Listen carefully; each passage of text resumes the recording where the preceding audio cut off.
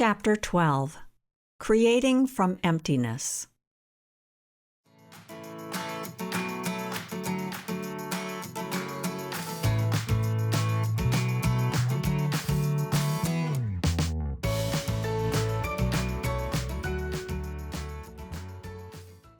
Now is the time for the arrival of a new era.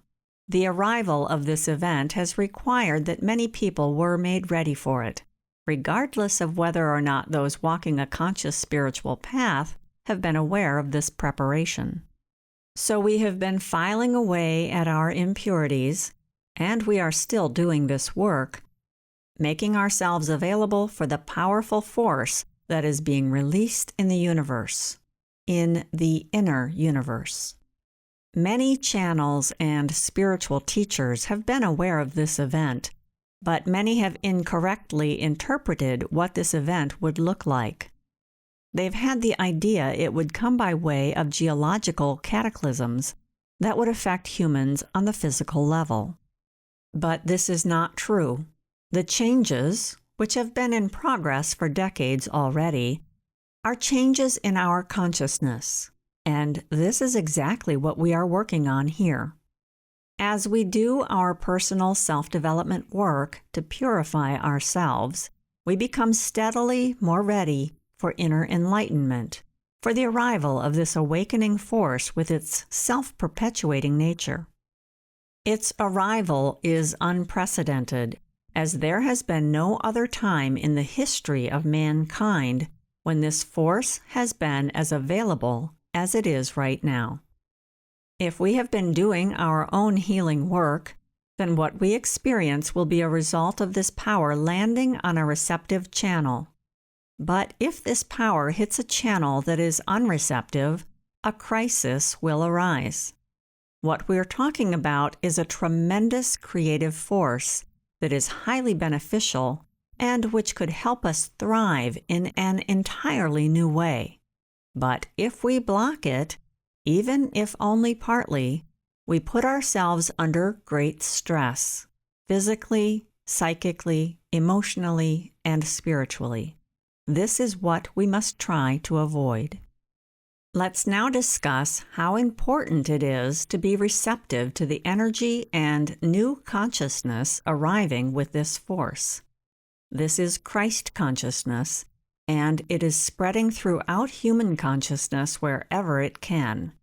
But in order for us to receive it, we must also understand another important principle: creative emptiness.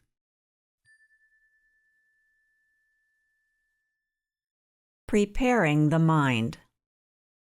Human beings are famous for creating an agitated mind, which we do through overactivity, both inside and outside ourselves.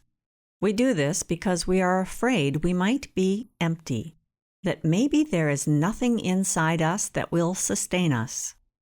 Rarely are we conscious of this thought, but when we're walking a spiritual path, such as this one, the time will come when we do become consciously aware of this fearful thought. Then our first reaction is something along the lines of, I don't even want to acknowledge that this frightens me. I'd rather keep on busying my mind so I won't have to face the terror of realizing I'm nothing inside, that I'm only a shell that needs sustenance from outside myself. Obviously, such a self-deception is futile. So it's critically important we face this fear head-on and deal with it in an open way. To do this, we must create an inner atmosphere that will allow us to be empty. Otherwise, we'll go on deceiving ourselves, which is such a waste, since this fear is not justified. But we'll never be able to live in peace with ourselves if we don't know what it is we fear, and our avoidance makes it utterly impossible to figure out that whatever we fear, we don't need to fear. Humanity has, for centuries now, been involved in a process of conditioning ourselves to make our mind a very busy place. So when this busyness stops temporarily, we confuse the quiet with emptiness. Our mind does indeed suddenly seem empty. As the noise recedes, what we need to do is welcome and embrace the emptiness, as this is the most important channel for receiving our innermost God Self. In order for us to nurture our emptiness and turn this process into a creative venture, we need to comprehend a couple of spiritual and psychic laws, and some of these laws will seem like they contradict themselves. Here are a few to consider. 1. If we can't let ourselves be empty, we can never be filled. 2. From the emptiness, a fullness will arise. Yet we can't just pretend our fear doesn't exist. Like everything else, we must go through our fear. 3. Our work is to challenge our fears, and at the same time, we need to welcome the emptiness, for this is the doorway that leads to the divine. It's understandable that this sounds like a contradiction, but really it is not. We need to embrace both attitudes. 4. It's really important we become expectant and receptive, yet we must be without impatience or wishful thinking, and we must not have any preconceived ideas. It's hard to even explain this one using human words. It's just something we have to try to feel into. What we want is to have a positive expectancy that's free from preconceived notions about what will happen and how it should happen. 5. We must be specific, but our specificity needs to be neutral and light. So we are challenged to be specific in a certain way, but not in another way. If we are confused by this, now would be a good time to ask our inner being to relay an understanding to our mind. This will be more effective than trying to wrap our ego mind around it. Here's the thing. The workings of the greater mind surpass the ego mind's imagination by so much, being more specific would only hinder us. Yet our outer mind must know what it wants. We also need to be prepared for what we want, to reach out for it, to claim it, and to know we deserve what we want and will not misuse it.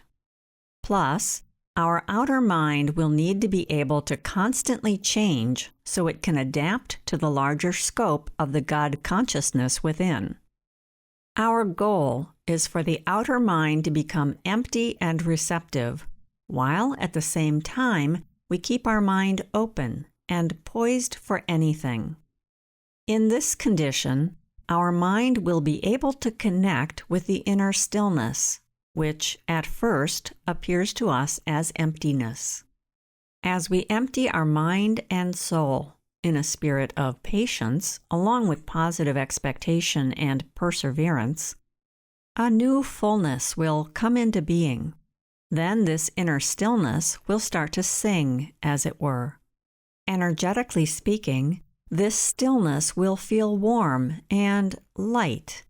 A strength will rise from within that we've not known before. All the issues in our lives, from the smallest to the biggest, will be seen from this wise viewpoint that is both inspiring and infused with guidance. We must truly nurture this creative emptiness by gently listening to it with our inner ear. This isn't something to do with urgency, but rather by opening to when and how we will be filled. This is the only way to move ahead in finding our inner sustenance and divinity. We must become a receptacle for receiving this tremendous universal power that is being released and which will show up in our lives even more than we have experienced already. This moment of evolution is a significant time in history. We all need to comprehend what is happening so we can help perpetuate a profound change in the way we perceive and think about the new values and laws now spreading across the world. We must open the way from without and within, creating as many receptacles for the Christ consciousness as we can. Our mind can either help this process or hinder it. As we may realize, our mind is only limited by our idea that it is limited. To whatever degree we limit our mind, we can't perceive what's beyond it. In truth, the mind is infinite. Our goal, then, is to expand the edge of our finiteness until we measure up with the infinite that is beyond the ego mind and that is inside us, right here, right now. When we do this, our mind merges into the infinite consciousness of our inner universe, where we already are one with all that is, and yet we are infinitely our personal selves. As things are right now, we carry our mind around with us almost like it's a burden, for it has become a closed circuit. We give ourselves a little leeway to have particular opinions, ideas, and possibilities that we've made room for with our education and by what our society allows. Our limited mental circuit includes the things we have chosen to learn and the knowledge we've picked up through our personal experiences and from being part of the group consciousness.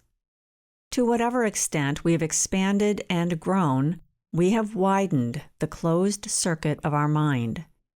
But it's still a closed circuit, so the limiting ideas we have about ourselves still burden us and restrict our world. It's necessary, then, if we want to open to creative emptiness, that we start questioning all the things we think are impossible for us. Then we will find the edges of our mind. Anywhere we feel hopeless and have fear, we must also have an idea of finiteness that our mind has locked onto. As a result, we are locking out the great power that is here for all who are ready to honestly receive it. Once again, we are looking into the eyes of an apparent contradiction. On one hand, we need to open up our limited mind, opening ourselves to new possibilities and new ideas. This is what we are learning to do in meditation. What we'll discover is that whenever we make room for some new possibility that we desire, it comes into our life. We'll also find that when it doesn't come, there is some reason that we are denying it. We must start to puncture this closed circuit. Note, we can't just immediately dissolve our mind because we need it to live. But by puncturing our mind, the flow of new consciousness and energy can work its way into it. Any place it has not been punctured, we stay locked inside its narrow confines, which our spirit is quickly outgrowing. On the other hand, our mind must become neutral. It must rest and not hold on to fixed opinions. This is what will allow us to be receptive to the great new force that is now sweeping the inner universe of all consciousness.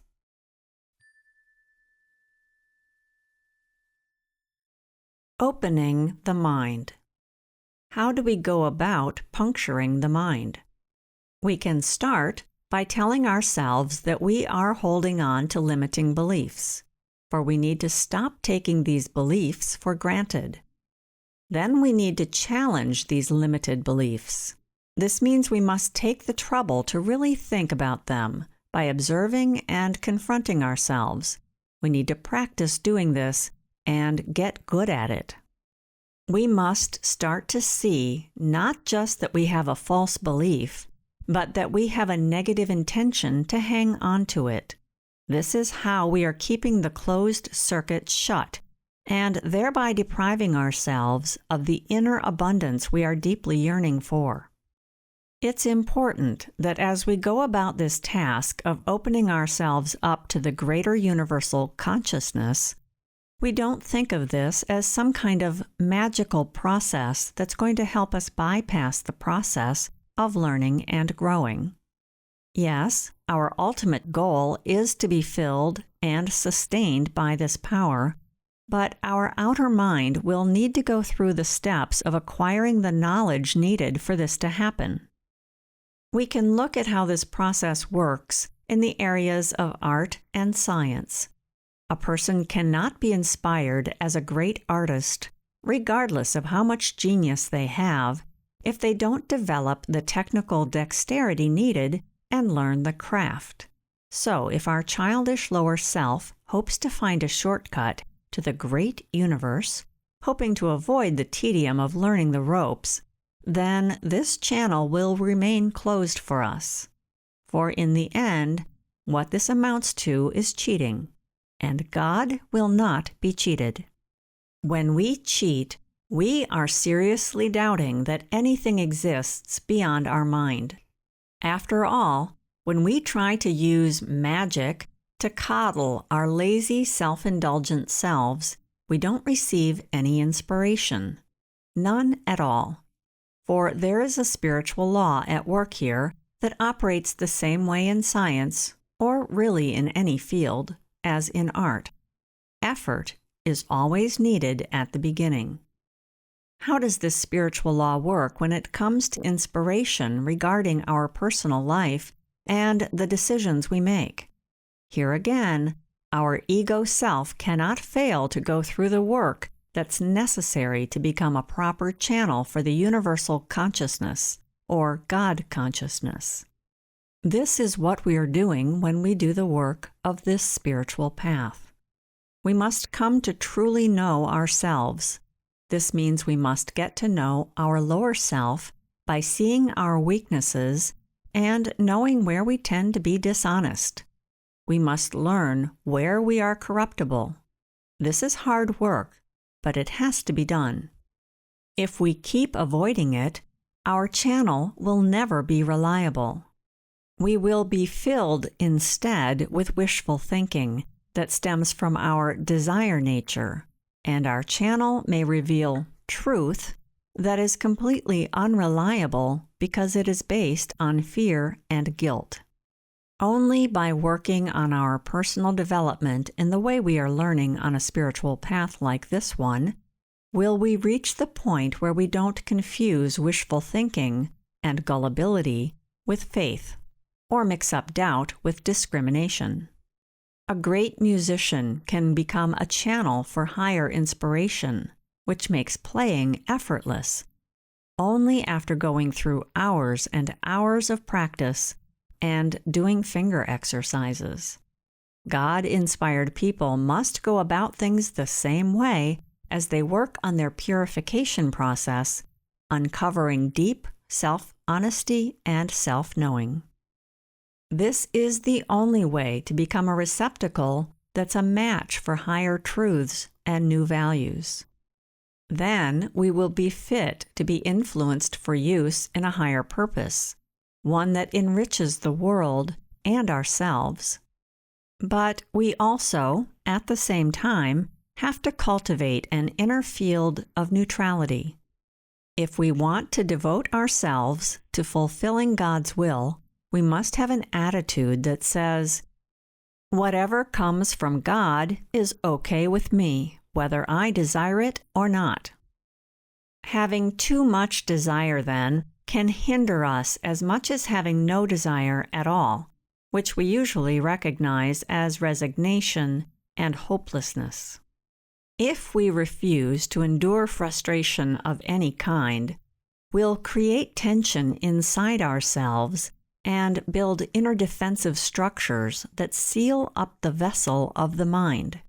As such, the circuit stays closed. This is why we, as a receptacle, have to remain neutral.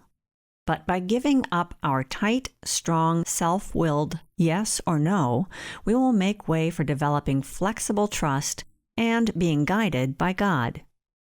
Our goal is to become willing, flexible, pliable, trusting, and always ready to make a change we didn't see coming. For when it comes to the divine life that flows from our inner well, there is nothing that is fixed. So what's right for us today may not be right tomorrow. Our mind has come to believe that security lies in fixed rules, but nothing could be further from the truth. Yet this very idea of a flexible universe makes us feel insecure. This is one of those beliefs we're talking about that needs to be challenged and changed.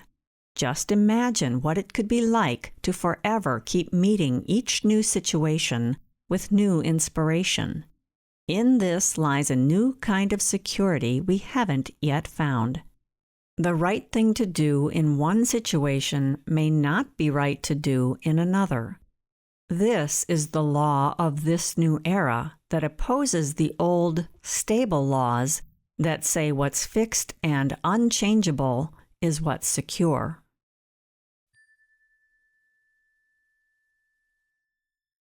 Following spiritual laws. We're going to need to study these new laws that pertain to this new venture in creative living. We're going to need to work with them. These aren't just words for us to take in. We must make them our own. And this may not be easy, as spiritual laws are filled with apparent contradictions. So we need to acquire new knowledge, expand our mind, and allow ourselves to conceive of new truthful possibilities. At the same time, we must empty our mind and become neutral.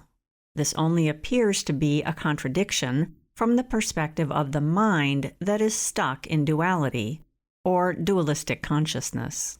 But from the viewpoint of the new consciousness, which is the golden light spreading through our inner universe, these attitudes aren't contradictions at all. For when something is in truth, making it a match for life's higher spiritual laws, opposites that are mutually exclusive on lower levels of consciousness are reconciled. It always works this way. Things that produce conflicts on the lower level, the level of duality, will interact and help each other on the higher level, which is the level of unity. As we go forward, it's important that we discover the truth about unification, where dualities no longer exist and contradictions simply stop contradicting. In this new world, we will experience two things, which we formerly viewed as opposites, as both being valid aspects of the same truth. When we understand what is happening here, and start applying this principle to our lives, to our values, and to our outlook on our lives, then we will indeed become ready to receive the new consciousness that is being released in realms that are far beyond this one. Continuing with the theme of apparent contradictions, to say we must not approach our divine channel with an attitude of wanting it to save us the effort of growing and healing does not negate the need to be passively receptive. It's more that we must shift our balance. In places where our mind has been overactive, we now need to quiet our mind and let things happen. In areas of our lives where we insisted on always being in control, now we must let go of the reins, relinquishing control and letting this new inner power take the lead. On the other hand, in the areas of our lives where we have been self-indulgent and lazy, always seeking the line of least resistance and as such making ourselves dependent on other people, we are now the ones who need to take over. In these areas, it's time to actively nurture the principles that will help us establish a direct connection with our inner God. We also need to actively express the messages we receive from our God Self into life. So we need to reverse our relationship with activity and passivity. This is the way to turn our mind into an instrument. This is how the mind opens up and punctures its limits, acquiring new ideas, not new tight concepts, but light ones that it can play with for a while. By donning a new lightness in how we perceive the world, we make our mind flexible. And this motility of mind is what makes us as receptive as we can be to what, at first, seemed to be emptiness.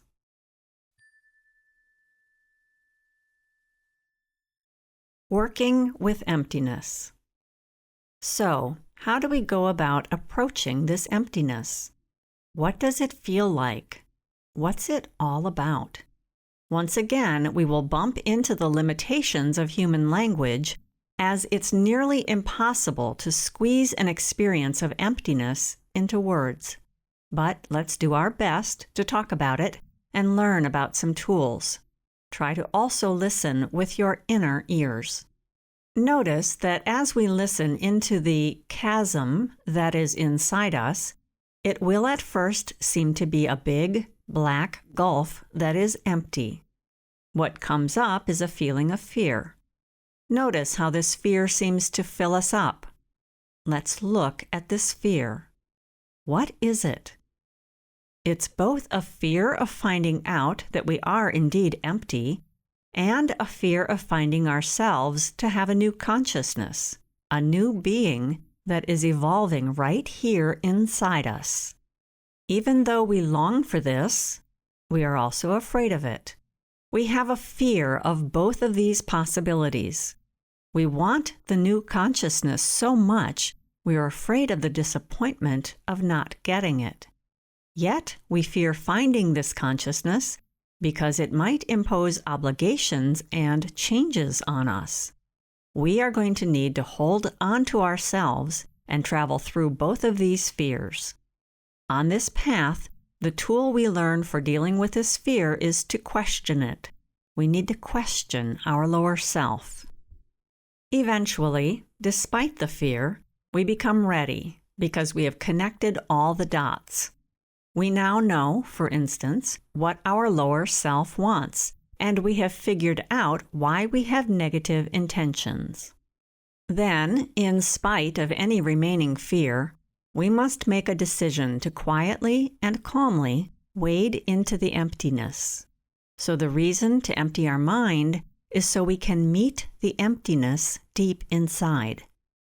If we don't run away, we will discover that, lo and behold, the emptiness will start to feel not full like we might think, but alive. This is a new aliveness that our old, artificially full mind made impossible. As we hang out in this space, we'll also notice that we made ourselves artificially dull. We packed our mind full and tight. We were tight in the mind with noise, and our channel to the divine was tight because, with our defenses, we had contracted our energy into hard knots. We had killed our aliveness through our artificial fullness, and this in turn made us needier. Because without access to our inner light, we could never feel filled, not in a real sense. We created a vicious circle by striving to get fulfillment from outside ourselves, since we refused to take the steps necessary to allow fulfillment to come from within. We fear the aliveness, in one sense, more than we fear the emptiness, and we would do well to face this. What often happens is that we become empty enough to get this initial taste of aliveness, and then we slam the lid tightly shut again. So we started out by denying our fear, but then we also deny that we are really quite unhappy about how our life lacks aliveness. Yet the fear is what causes the lack of aliveness. And the only way to make the fear give way, to open up our aliveness, is by allowing ourselves to be creatively empty. What does this aliveness feel like? It's like having our whole inner being, both our energy and body, become an inner tube that is vibrantly alive.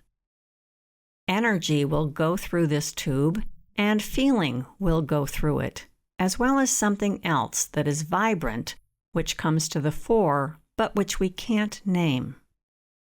If we don't let ourselves shy away from it, whatever this unnameable thing is, it will sooner or later start to continually offer instructions, like encouragement, guidance, and truth from within.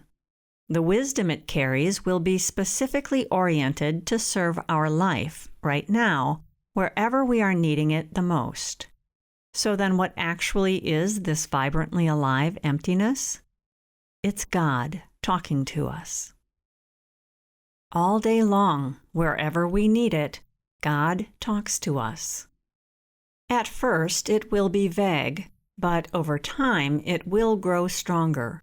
If we really want to hear it and tune into it, we will discern what it is saying. We will need to practice using our inner ear to be able to recognize it. Over time, recognition will dawn on us. We know this voice. This vibrant voice that speaks in tones of wisdom and love, talking specifically to us, not in generalities, is a voice that has always been there, but we have become conditioned to not hearing it, to not listening to it. And in this conditioning, we have tightened ourselves up, packing up that inner tube. Now it's time to unpack it and let it fill us with the vibrantly alive music of the angels. What do we mean by music of the angels? It's not meant literally, although that too could be possible. But what most of us need to hear more of is direct guidance to help us make decisions about what attitude or opinion we should consider in any particular situation. And instruction like this is on par, in its glory, with the music of the angels. One can hardly describe the wonder of this kind of fullness. This is a treasure that is far beyond words. This is what we are forever searching for. We long for this, but usually we're unaware that we're searching for this, mistakenly projecting our yearning on substitutes we hope can fill us from the outside. It's time to turn our attention back to what has always existed inside us. Our mind and our outer will have confused us and complicated our lives for long enough. So making this contact is like finding the way out of the maze, a maze that we ourselves created. Now we have what we need to rebuild our inner landscape, this time without the maze.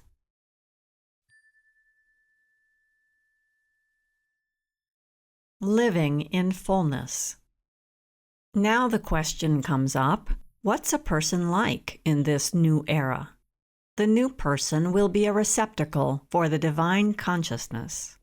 This universal intelligence is the Christ consciousness that permeates all of life, including every single particle of every single being. The new person doesn't function from their habitual thoughts. For century after century, we humans have been developing our intellect. This had to be cultivated so our ego mind could fulfill its role in becoming an important stepping stone in the evolution of humanity.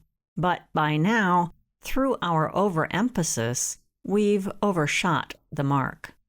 This doesn't mean it's now time to revert back to being blind, only following our emotional desire nature.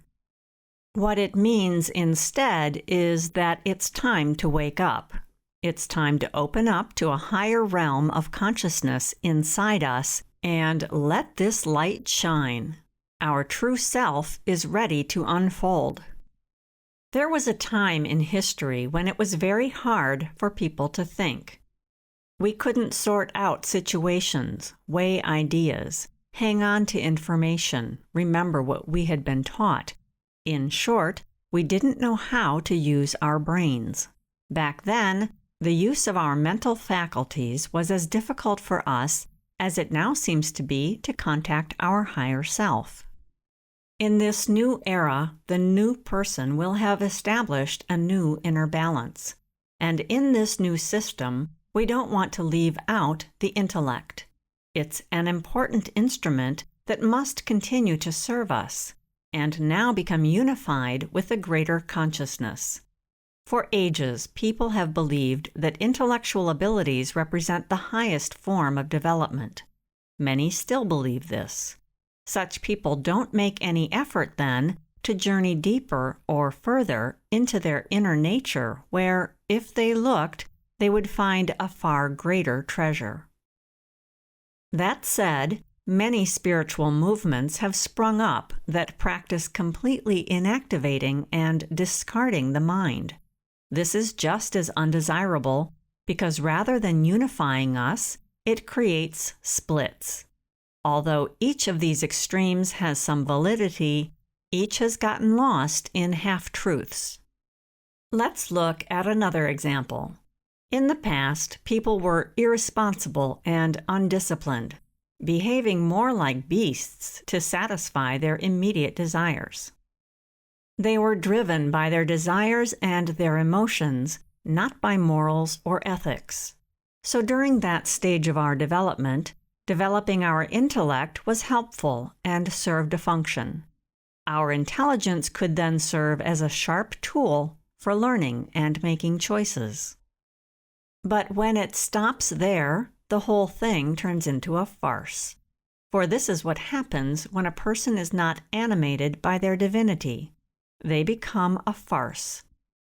By the same token, it's a good idea to practice temporarily inactivating the mind, and doing so is also recommended as part of these teachings. But to treat our mind as though it's the devil, and to therefore try to oust it from our life, is really missing the point. Any time we are caught in either extreme, we are not full. For we need to have all our faculties functioning in good working order if we want to express our divinity. Without our mind, we turn into a passive amoeba. Conversely, when the mind is credited with being our highest faculty, we turn into a hyperactive robot. The mind is then nothing more than a computerized machine. We can only be truly alive when we are able to wed the mind with the spirit, allowing the mind to express the feminine principle every once in a while. Up until now, we have linked the mind with the masculine principle, which is all about action, drive, and control. In the new era, the mind has to express the feminine principle of receptivity. Becoming receptive does not mean that we now become passive. In some ways, we will be more active, for we will become more independent than we were before. For when our mind receives inspiration from the God consciousness within, we must put this into action. But our actions will be harmonious and effortless, rather than like a cramp. When we allow our mind to be receptive, we are allowing our mind to be filled with the higher spirit that resides within us. From here, we will function completely differently, as life will be forever new and exciting. Our routines will not become ruts. Nothing will become stale. Nothing will be redundant. For our spirits are always alive and forever changing and renewing themselves. This is the kind of energy and experience that can flow more and more from our center, where the new influx is moving so strongly. The new person, then, will be making decisions from this new consciousness once this person works through to truly becoming a receptacle, to being receptive to the spiritual being that is arising from within. Such results sound like utopia to a person who hasn't yet begun to experience this. But once we get on this train, we too will start to experience undreamed of joy and expansion. Problems we thought were unsolvable will begin to unravel, and so it will continue. There is no end to our fulfillment.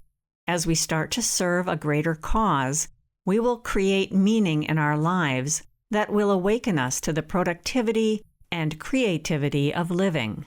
Joy, love, and happiness are always included in this. The time has now passed when individuals can live only for their selfish little lives. We cannot continue this way. Anyone who insists on living in that way will lock themselves out from a power they can't be trusted with. For such a power will turn destructive in a mind that is still geared to serve only the selfish immediate self. This kind of selfishness always comes from the false belief that we are only happy when we are selfish, and if we are unselfish, we will be unhappy. In our work, the first misconception we need to face and challenge is this false belief. If we do this, we will create a life for ourselves and our environment that's of a kind humanity has never known.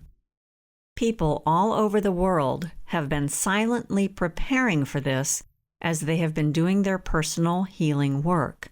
From the dark and gray matter of untruthful thinking, these are the golden nuclei that will spring up. Each person has the opportunity now to further their inner channel, to open to this new reality. This is what we have been waiting for. It will bring us the peace and excitement we always wanted. It's time to join this new phase, to enter it gladly, with courage and a yes in our heart. We need to get out of the attitude we still have as though we have been beaten down. We are not beaten down, unless that's the role we want to play.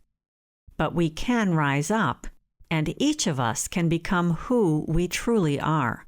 Then and only then will we experience life at its very best. Blessing from the Pathwork Guide.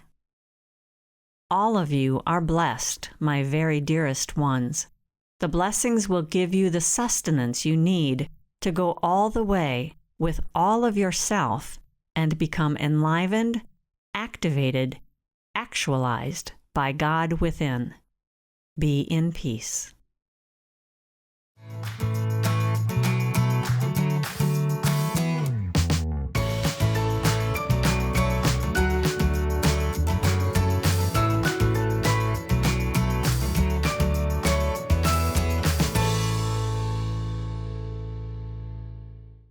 This work is copyrighted by Jill Rhee, founder and manager of Finesse LLC. All rights reserved.